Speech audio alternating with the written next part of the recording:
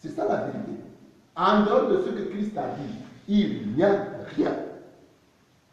Les vérités, il n'y en a pas deux. Il n'y a qu'une seule vérité, c'est Jésus.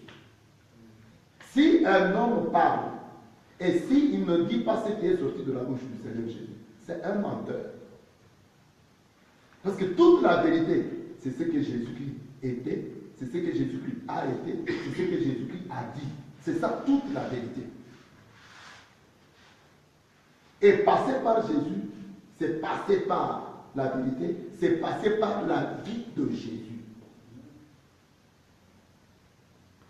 Donc, pour espérer il faut passer par la vie qu'a Christ menée pendant qu'il était sur cette terre. Cette vie, il ne l'a pas menée pour lui, il l'a menée pour nous. Quand il dit il est la lumière, il nous a porté cette vie. La parole est la vie est la lumière des hommes. C'est cette vie-là qui va nous éclairer. C'est cette vie-là qui va nous donner de la valeur. La vie de la parole. Donc, ce qui est sorti de la bouche du Seigneur Jésus doit devenir esprit et vie en nous. Notre manière de penser, notre manière de parler, notre manière d'agir.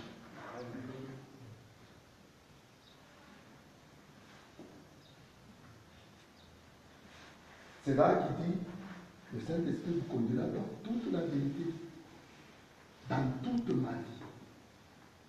Et je vous ai dit que pour accéder à la vie de Jésus, nécessairement, il faut mourir. Et cette mort, Dieu il faut typifier par le baptême. Le baptême, ce n'est pas rien.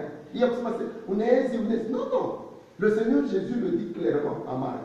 Ceux qui croiront et qui seront baptisés seront sauvés.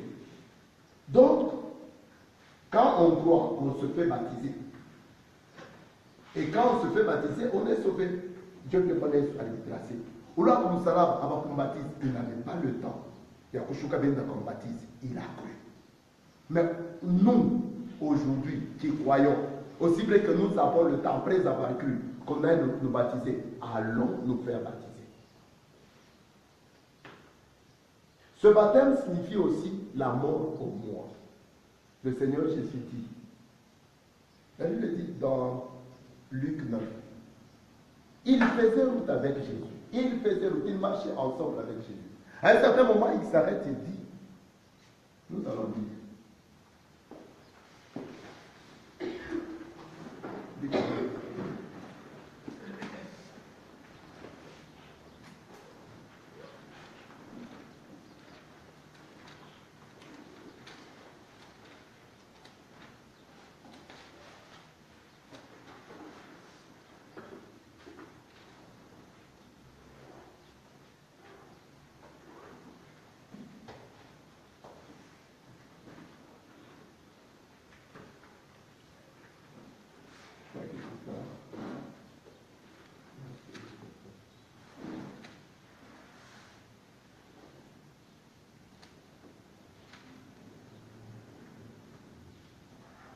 Non, on parle Luc 14.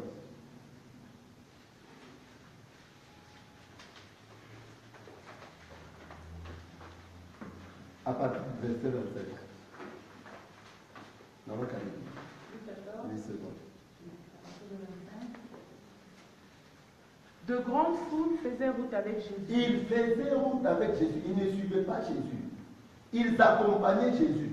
Mais on a tempé à Pamoya à Jésus. Et quand tu marches, tu fais route avec Jésus, tu accompagnes Jésus.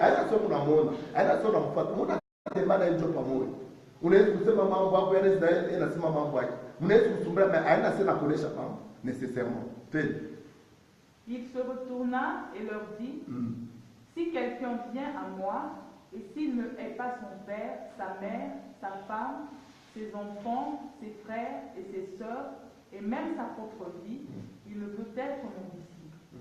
Ici, il est dit, comme de grandes foules accompagnaient Jésus, il se retourna vers ceux qui le suivaient et leur dit, si quelqu'un vient à moi et n'est pas prêt à renoncer à son père, sa mère, sa femme, ses enfants, ses frères, ses sœurs et même son propre moi, il ne peut être mon disciple. Celui qui ne porte pas sa croix et qui ne me suit pas ne peut être mon disciple. Alléluia. Alléluia.